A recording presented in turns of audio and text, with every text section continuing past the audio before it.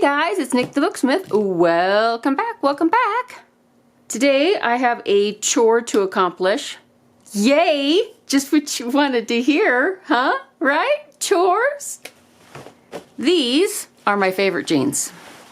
However, they have some holes in, in the legs. I'm sure some of you can relate how when you're putting your jeans on and you get a toe caught in and it rips it and then the holes become chasms.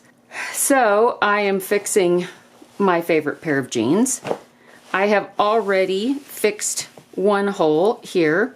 There's another one that I would like to fix on the other side. What I did was I just put a piece of kind of some heavy-ish upholstery fabric behind it and then stitched it in with like a visible mending type thing. It doesn't have to be perfect because I think that's the whole point.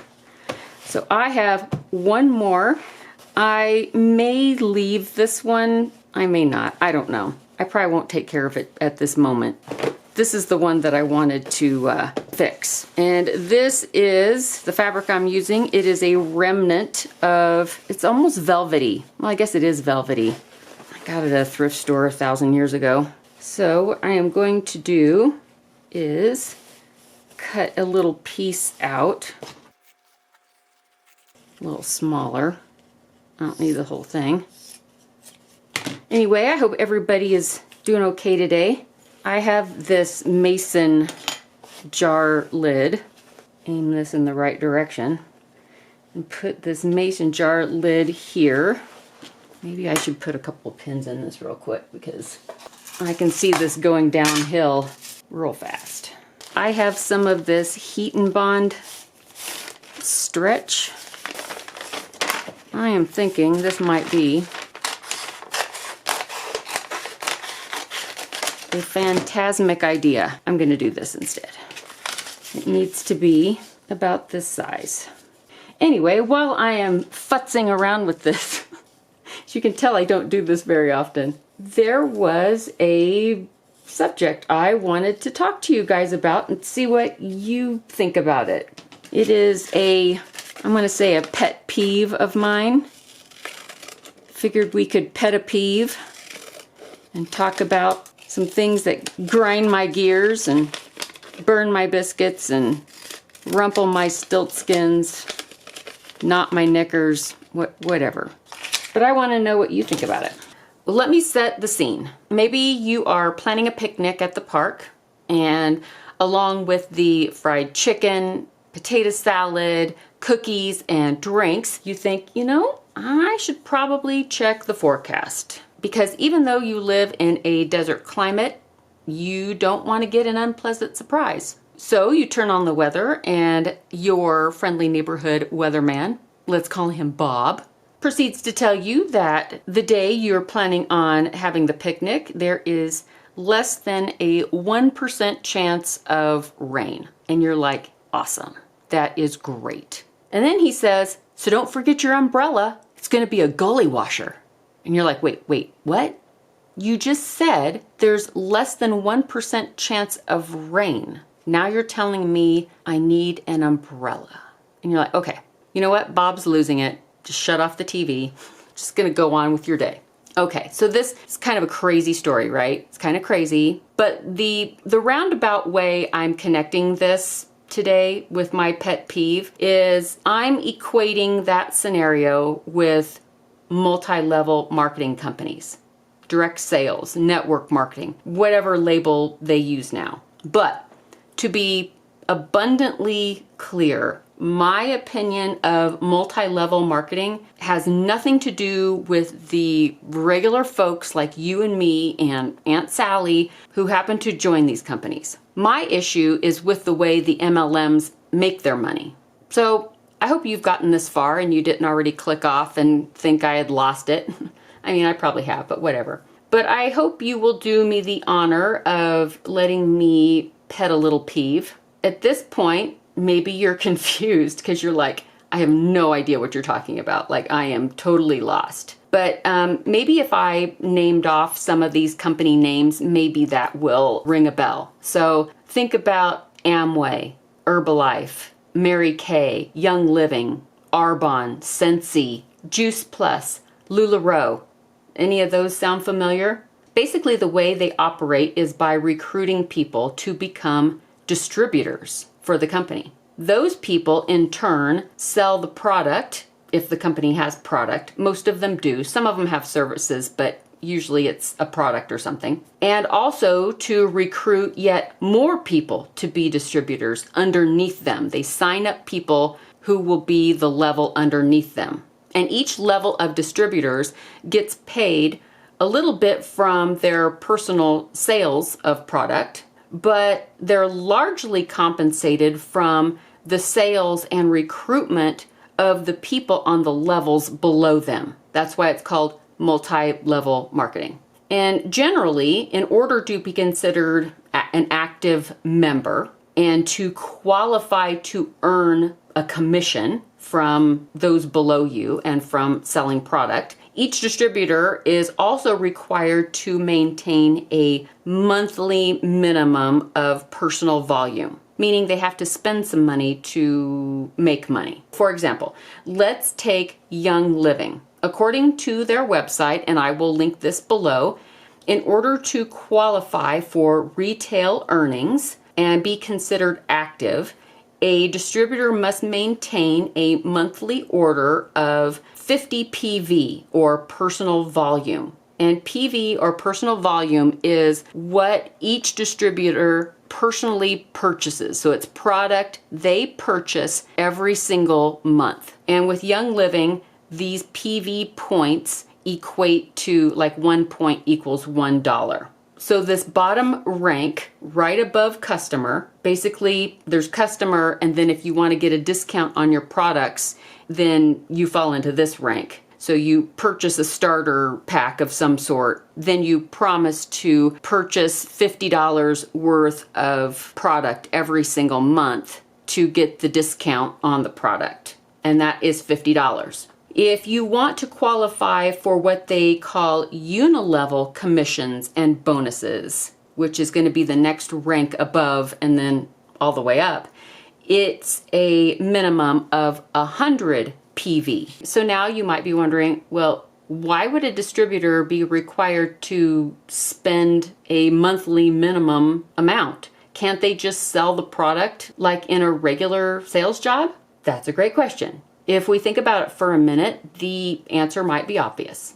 In order for the company to make a profit and maintain some level of credibility, it has to sell a product. And like I said, sometimes a service, but 99% of the time it's a product. But therein lies the problem. And since we're using Young Living as an example, think about what typical customer, not a distributor, but somebody that is strictly a customer, would consistently purchase $50 to $100 month after month after month. Now, I'm sure there's some, because there's always going to be some that do that. But I'd argue that it would be the exception, not the rule. I'm going to say the vast majority of people who are strictly customers buy something here and there, but they don't have like a set amount that they purchase every single month. I mean, how much do you need? But if a customer can be persuaded to sign up, to get the discount, maybe make a little money on the side selling to your friends, maybe then they'll sign up underneath you and you can start earning commissions on their sales. It's a slippery slope. I mean, it is the purest essential oil out there, right? Their self-regulated stamp of purity says so. Okay, I digress. So now that customer turned distributor is required to sustain a minimum monthly purchase. So basically, they're a customer with a quota, right? If a company like Young Living can get somebody who is strictly a customer to sign up as a quote-unquote associate or brand partner or whatever they call it, even at the lowest rank, in order to maintain that rank, they have to keep up that minimum monthly purchase. Pretty smart. I mean, the people at the top got to make their paycheck somehow, right? So turning these customers into distributors who have a quota would be in their best interests. And since all of these distributors, whether they're at the bottom or at the top, all of them have monthly minimum purchases that they have to make every single month. Every distributor is a customer. I would say that the distributors are the best customers. So now maybe you would argue, well, but now they get to make money off their sales. So that's awesome, right? Well, let's take a look at Young Living's income disclosure statement. I also screenshotted some other income disclosure statements from other big MLM companies. It was just the ones I could think off the top of my head. I think there's like 20 of them. And I will also provide links to all these underneath the video for your own personal inspection if you desire. But we will look a little closer at Young Living since it's one of the ones that's more familiar. And then we'll skim over the others and show the particulars of the percentages. So what an income disclosure statement is, if you aren't aware, is at the end of the year, a company will basically put all their numbers into a spreadsheet. And in this case, it breaks down how many distributors made this much money and how many distributors made this much money. So basically it's the percentages of income. At the bottom of Young Living's income disclosure statement, there is a little disclaimer. It says that the income statistics are summarized. They represent potential gross income and does not include costs or expenses incurred by a brand partner in the operation or promotion of their business, which can vary widely and might include product purchases, advertising or promotional expenses, product samples, training, rent, travel, phone, and internet costs, and or any other miscellaneous expenses. So basically, a huge variable there. Huge variable. Because if they're purchasing essential oils to resell, that's going to be a huge ding on their income. Because you'd have to take all that money away that they bought product with. Plus income taxes, I mean, wow. So basically what this is saying is that these numbers reflect a best case scenario. So that's what that means. And I'm going to use this column, the median average, because the median average doesn't allow any outlying data to skew the overall average. The median sets the value at a halfway point in this instance. And if this is a new concept to you and you want to read more about statistical averages, just Google median averages and a bunch of info will pop up. But just for today, trust me that the median average is going to be the overall best average to look at. But again, you are welcome to look at all of these income disclosures. Some of them provide median versus other types of averages, and some of them only use median average. Okay, so if we look at the associate level, it's basically the first level beyond being strictly a customer. So even though there are no membership fees, yearly dues, or obligations to sell the product, there is a monthly purchase minimum of $50 or 50 PV. So that's $600 a year minimum. In order to earn commissions from sales and recruitments, the PV requirement increases to 100 PV or $100 a month. And that's going to be the next rank, star and above. But if we look at that first rank again, that associate rank, the $50 one, 89% of all brand partners fall into this category. So basically Young Living is saying that they signed up to get a discount. However, I can't categorize them strictly as a customer because they're not a customer anymore, because there are customers. And some of them did make money. The disclosure shows that some of them did make money. It's all very complicated, but I'm going to argue that MLM companies make these income disclosure statements and their compensation plans purposefully complicated. How much should you get paid? Have you fulfilled the quota in the allotted time frame? Who knows? The compensation plans look like a game of chutes and ladders on crack. I will link some below so you can take a look at those. But anyway, if you add up the $50 PV a month, which is $600, like I said, and that does not include tax and shipping. The website says that standard orders ship for $5.99. So since I don't know the tax that I could add on to that, I'm just going to round up to $6. So I'm going to add a penny. And if you have to spend $6 a month for shipping, and we'll add that to the $50 a month for the personal volume that you have to spend, that is a total of $672 for the year. So obviously, as far as the median average is concerned, they're not making any money. This is just money that they've spent. So if we go beyond that rank and go to the next two, these are the ranks that start to earn like more bonuses and commission. And this is where the minimum PV increases to 100 points or $100 a month. So with shipping, that brings the yearly expenditure to $1,272 at the very minimum without tax. And according to the median, those ranks are losing money to maintain their positions.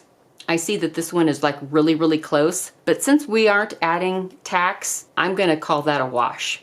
And if you add those percentages up, the associate, the one that has the 50 PV, and then these two ranks who are either losing money or like breaking even, barely, that is 98.7% of the company.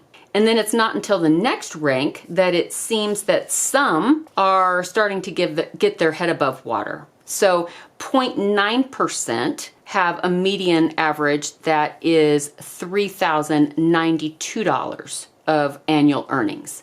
If the very minimum was spent in personal volume in order to maintain that rank, and you take that away from the $3,092, then that makes the total income for the year on average $1,820.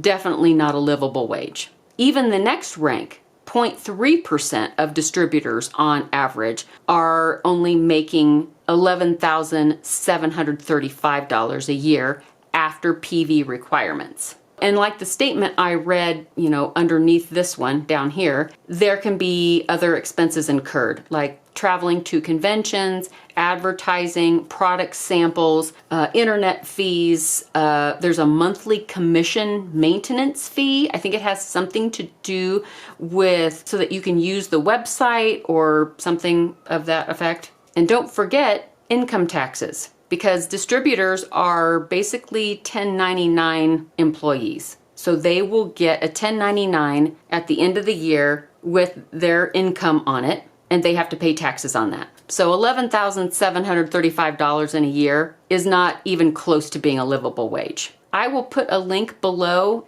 this video. There are gonna be a lot of links below this video, but there will be one to the living wage calculator at MIT. It's really cool because you can look up the living wage in your area, your state, your county. So it breaks it down pretty far so you can see what the average living wage in your area is. So you can kind of compare it to that. But we get a significant jump with the next rank. And they have a median average of $43,683 a year. If we take away just the minimum personal volume that they have to spend, the $100 a month plus $6 shipping, that is $42,411. So depending on location and any family that is financially dependent on these people, this rank is going to be better off as far as a living wage. Of course, like I said, they still have to pay income taxes on that. So, say goodbye to 25-30% of that. And then there are other variables that you have to think about. So like these distributors that are making particularly this level, they are making commissions on distributors below them, like I explained before. So if these distributors below them don't keep up their sales, or maybe they quit altogether, it will definitely affect your paycheck. a former distributor of the company. It's called Prove It. Her name is Erin. I will link her channel below. She is really cool. You guys would like her. She described keeping these ranks to be like a circus performer with spinning plates. And as soon as you slow down or get tripped up even a little bit, all of this comes crashing down. It's this constant hamster wheel thing to keep your sales up, keep your recruits up, and then encouraging the people below you to do the same. Anyway, let's add up the percentages to see how many on average make less than a livable wage. 89%, 7.6, 2.1, 0.9, and 0.3 equals, wait, is that right? 89, 7.6, 2.1, 0.9, 99.9% of the company does not make a livable wage. Wow. I was not expecting that. I knew it was bad, but I didn't think it was that bad. Okay, for the rest of the income disclosures that I'm going to just skim through, since I don't know the PV requirements for each of these individual companies, because they will vary from $50 to $200 and anywhere in between, I'm just going to calculate for those that don't make a livable wage. And I am going to be very, very generous on some of these, because I am not considering the income taxes that have to be paid. There's also startup fees if you have to purchase product to sell, because some of these MLM companies, you don't sell product off of the website. You have to purchase the product yourself, and then you sell it at a higher price, and then you keep the difference. So hopefully you sell that product, because if you don't, then you're out the money that you spent on it. Okay, this first one is from a company called Amare. I generously included the silver rank, which is 0.65%, as being part of the livable wage, which after taking away all of their expenses, I mean, if they made barely over $1,000 a month, that is not going to be included in. Even the next one up is going to be close, like really close. Regardless of my generosity, it shows only 1.38% in the livable wage category. I will argue realistically that is under 1%.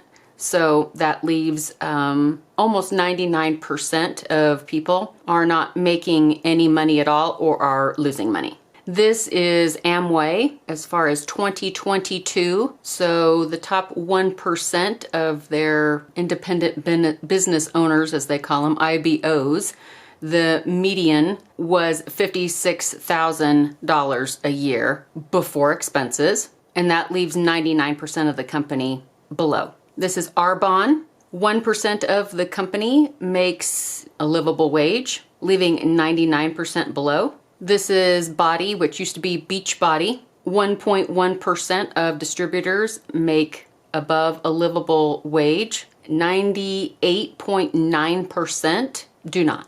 This is Color Street. They do like a nail polish, but like stickers of some kind. They fall into the 99.62%, not making a livable wage. This one is Enagic, and they are the ones that have the Kangen water filtration things. One of these days, I may talk about them. They are really high up on the list of MLM companies that I despise. I won't even get into the whole pseudoscience thing they've got going on, but sadly, nobody makes money there either. 99.6% are below a livable wage. This is Forever Living Global or Forever Living something. They have a really complicated income disclosure statement, but I did figure it out. 99.something% do not make a livable wage. I couldn't pare it down to the point whatever, but you get it. This is Isogenics. And they claim that the top 1% earn a $109,000 median average. Anything below that is not a livable wage. This is the It Works company. Again, I was extremely generous in what I allowed into the livable wage category, but even then, over 95% fall below. This is Mary Kay. I think Mary Kay was up there with Young Living as the most egregious of offenders as far as not paying their distributors. 0.044% are the only ones that made any kind of money that would be considered livable wage. So yeah, this is Melaleuca. I do not know a whole lot about Melaleuca other than I think they're trying to be Amway and they're trying to like have a product for everything, and they want their distributors to basically replace everything in their house with their products. Well, I think all MLM companies are kind of like that. But anyway, again, very generous by allowing the average of $34,000 a year as part of the livable wage because, again, I didn't take out income taxes or the minimum requirements that they have to purchase, the products that they have to purchase and all that stuff. So that would definitely have knocked it out of the livable wage category. But even then, including that, 96.1% of distributors don't make even that. The next one is Modere. Wow, they're almost as bad as Mary Kay and Young Living. 99.74% do not make a livable wage. This is Monate, and they're bad too. Only 0.3% are in the livable wage category, 99.7% below. This is New Skin. I've never known anybody that has been in this company, but I guess they've been around a minute, and I've heard of them quite a bit. 98.07% falling below the livable wage category. Optavia. This is another one that they are not on my good list. Not at all. Everything about this company rubs me the wrong way. Along with the fact that they don't pay their distributors. 95.47% under a livable wage. This is Paparazzi. They sell jewelry. They say in this little disclosure that the numbers exclude the expenses incurred by consultants in operating their businesses. And these paparazzi consultants have to purchase these jewelry pieces and then resell them. So I don't know how much jewelry each distributor buys. That's going to be a huge variable. But even not considering taking out all of that, taking off all that they had to spend to stay in the business, income taxes, everything, and still 98.65% were under a livable wage. I think it's higher. I think it's going to be closer to the Young Living Mary Kay numbers. This is Rodan and Fields, 99.4% under a livable wage. This is a newer company called Saint. It is a makeup company. They used to be called Mascara, but they got rebranded, I guess. 99.31% under a livable wage. This is USANA. Again, I've heard of them, but I don't know a ton about what they sell. It was just one that popped in my brain. 98.6 under a livable wage. And this is Unique. 99.2% under livable wage. I think we got the point. I think I'm going to just stop here. With Young Living, that was 21 income disclosure statements. I did not cherry pick these. These are just 20 companies that I could think of off the top of my head. There are so many others out there. All you have to do is Google them and see if they have released an income disclosure statement. Some of them don't do that. So like Mary Kay, the only income disclosure statement I could find was from Canada, because obviously they don't release it in the United States. So we had to look at the Canadian one. But I would bet the ones that you find are going to be just as abysmal as these. And it really shouldn't be a surprise, because if you go to the FTC's website, so the ftc.gov, which is the Federal Trade Commission here in the United States, there is a study that is linked by Dr. John Taylor. And you can find several of his studies, the information on those, at the FTC's website. And he made this graph, and I will put it up on the screen. His study showed that on average, 99.6% of people who join an MLM will either lose money or not make any money at all. what we saw in those income disclosure statements, for the most part, perfectly reflect what this doctor is saying. And it wasn't because these people didn't work hard enough or because they had the wrong mindset and needed to work on personal development. No, this is cold, hard data from the MLM companies themselves. So even though you may see somebody pitching their MLM company saying that there's unlimited income potential, your company will grow as much as you grow it. As much effort as you put into it, it'll grow. Or they say you can have time freedom, you can work from the beach. Girl, I don't want to work from the beach. If I'm at the beach, leave me alone. I'm at the beach. So I don't know what kind of flex that is, but it's like if you look at their own income disclosure statement, there is such a small percentage of people making even a livable wage. And I'm not talking about the ones that are millionaires because, yeah, there's going to be a couple at the top, a very few at the top that are making life-changing money, millionaire status. What are the odds that somebody like you or me who joins a company is going to ever make it to the top? Yeah, they're going to say you can be your own CEO and you have the potential to make more money than the top of the tippity top. Yeah, maybe if you are a A-list celebrity and you can talk a huge number of your fans to sign up underneath you and buy a starter kit, yeah, that might happen. But I'm going to say the odds are not in your favor because even according to the statistics provided by the MLMs themselves, you are not going to be making even a livable wage. So when they say that you have this unlimited income potential, I'm going to say that's pretty much like the weatherman telling you that you need to get the umbrella on a day that has a forecast that has less than a 1% chance of rain. Is it possible? Okay, I guess, yeah, anything's possible. Is it likely? No, not even close.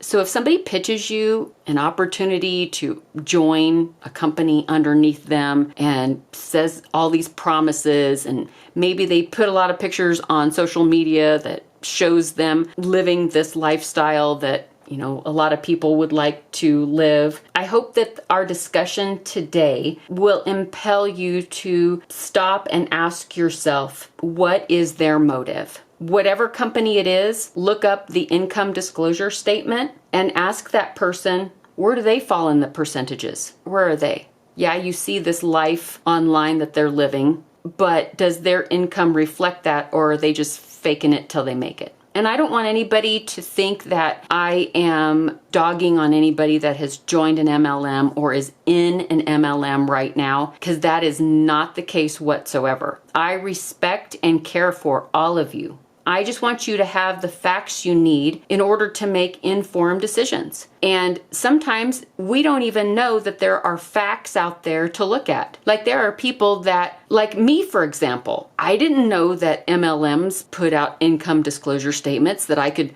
look at the statistics for myself and see what the data is. I had no idea.